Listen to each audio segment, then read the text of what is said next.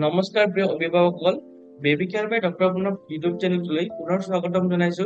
মই আপোনালোকৰ শিশু বিশেষজ্ঞ doctor Pranab Kumar Das, MD paediatrics AIIMS Raipur. বৰ্তমান মই গুজৰাট হাম হস্পিটেলত শিশু বিশেষজ্ঞ হিচাপে কৰ্মৰত হৈ আছো। আজি আমি বাচ্চাৰ ছালত হৈ থকা মোষ্ট কমন 5টা স্কিন কণ্ডিশ্যনৰ বিষয়ে আলোচনা কৰিম, যোনটো আপুনি অভিভাৱক হিচাপে জনাটো খুবেই জৰুৰী।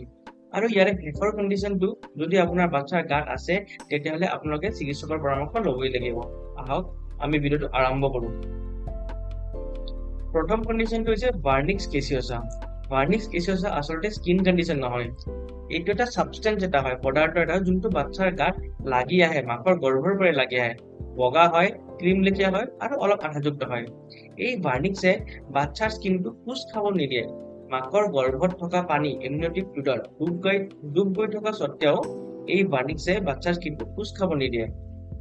আৰু দ্বিতীয়তে ই বাচ্চাক লুব্ৰিকেট কৰিব সহায় কৰে। যেতিয়া বাচ্চাৰ নৰ্মেল ডেলিভাৰী হয় তেতিয়া মাকৰ যেতিয়া জন্ম ৰাস্তাৰে বাচ্চা ওলাই, এইটো লুব্ৰিকেণ্ট হিচাপে কাম কৰিব।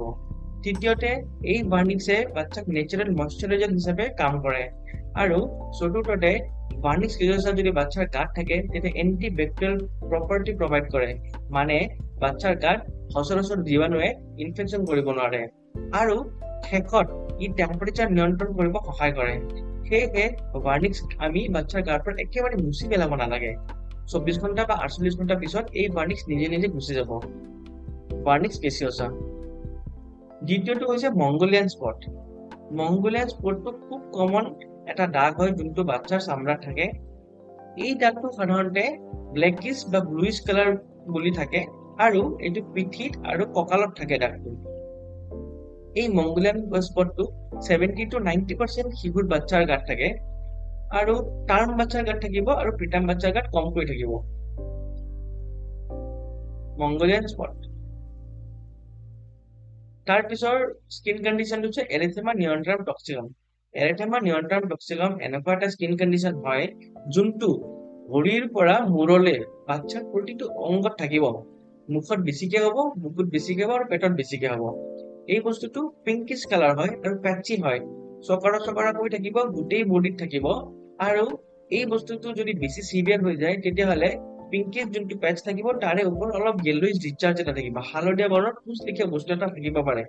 নৰ্মেলি 2 পৰা 3 দিনৰ ভিতৰত বস্তুটো আৰম্ভ হ'ব আৰু 7 পৰা 10 দিনৰ ভিতৰত বস্তুটো কমি শেষ হৈ যাব। এই বস্তুটো আমি চিন্তা কৰিব লগা একো কথা নাই, এইটো লাহে লাহে কমি যাব। ফ'ৰ্থ কণ্ডিশ্যনটো হৈছে মিলিয়া। মিলিয়া মানে হৈছে সৰু সৰু ফুটফুট, বগা কালাৰৰ নহ'লে হালধীয়া কালাৰৰ, ঘামুচিৰ দৰে থাকিব, বাচ্চাৰ নাকৰ আশে পাশে থাকিব, ফৰহেডত থাকিব নহ'লে চিনত থাকিব।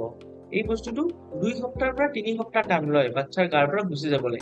এইটো চিন্তা কৰিব লগা একো বিষয় নাই, এইটো লাহে লাহে মেডিচিন নোহোৱাকৈ গুচি যাব। মিলিয়া। শেষৰ কণ্ডিশ্যনটো হৈছে মটলিং।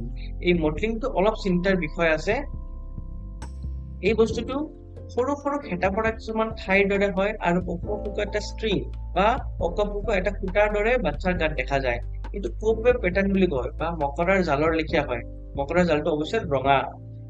আৰু এই কণ্ডিশ্যনটো যেতিয়া হ'ব তেতিয়া আপুনি গম পাব লাগিব যে বাচ্চাৰ স্কিনৰ ব্লাড চাৰ্কুলেশ্যনটো কম্প্ৰমাইজ হৈ গৈছে। আৰু ব্লাড চাৰ্কুলেশ্যনটো কম্প্ৰমাইজ হোৱাৰ কিছুমান কাৰণ থাকে।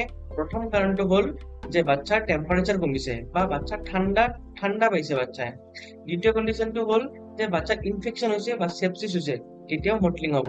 আৰু তাৰ পিছৰ কণ্ডিশ্যনটো হ'ল যে বাচ্চা হাৰ্টৰ বেমাৰ থাকিলে এই মটলিং পোৱা যায়। গতিকে যদি মটলিং আপোনালোকৰ শিশুৰ গাত দেখিছে তেতিয়াহ'লে আপোনালোকে চিকিৎসকৰ পৰামৰ্শ ল'বই লাগিব। আজি ভিডিঅ'টো ইমানে সামৰিছো। যদি ভিডিঅ'টো ভাল লাগিছে তেতিয়া লাইক, শ্বেয়াৰ আৰু ছাবস্ক্ৰাইব কৰিব নাপাহৰিব। ধন্যবাদ।